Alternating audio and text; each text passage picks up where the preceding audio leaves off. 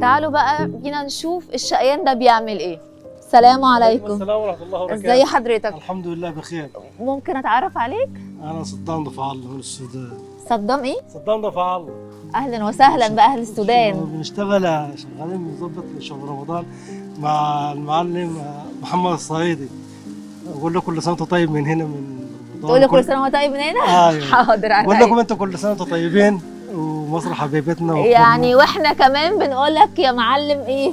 محمد الصعيدي كل سنه وانت طيب. أسلم يا أختي. والحمد لله بمناسبة رمضان هني الشعب السوداني وهني الأخوة في مصر الشقيقة واستضافونا أهل الاستضافة وربنا يعني يثبت البلد. طب قول لي للكاميرا بقى اشكر المصريين. أشكر كل المصريين والله إخواننا وحبايبنا وجزاهم الله خير، يعني ما قصروش معانا والحمد لله. يعني دي بلدنا الثانية، يعني بلدنا الأولى مش الثانية والله. مصر استضافتنا أحلى استضافة والله، وكتر خير كل الشعب المصري وقول لهم بارك الله فيكم وربنا يعني يقدرنا على جزاكم وشكركم. يعني انتم منورينا ودي بلدكم زي ما هي بلدنا بالظبط والله. بلدنا ام الدنيا والله، قلب وربنا يحفظها يعني امين ببركات شهر الكريم رمضان، وربنا يبعد عنا كل شر ان شاء الله.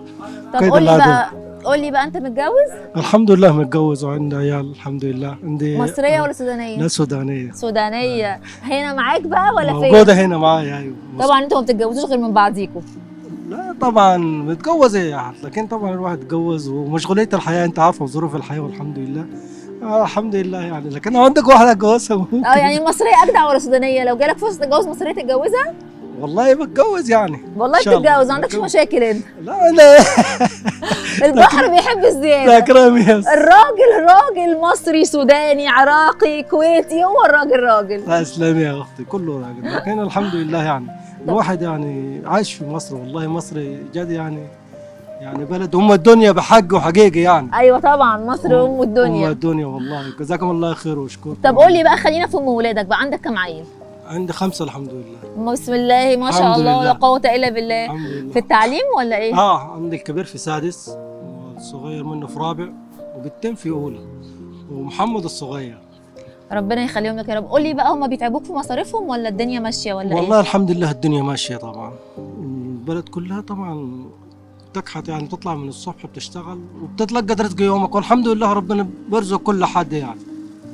طيب ممكن تقول لي بقى، بما ان انت بتقول الحمد لله، يعني ايه رضا؟ يعني ايه رضا من رب الكريم يعني بيقسمه ربنا. انت الواحد برضه به قضاء خير شره كله جاي من ربنا والحمد لله.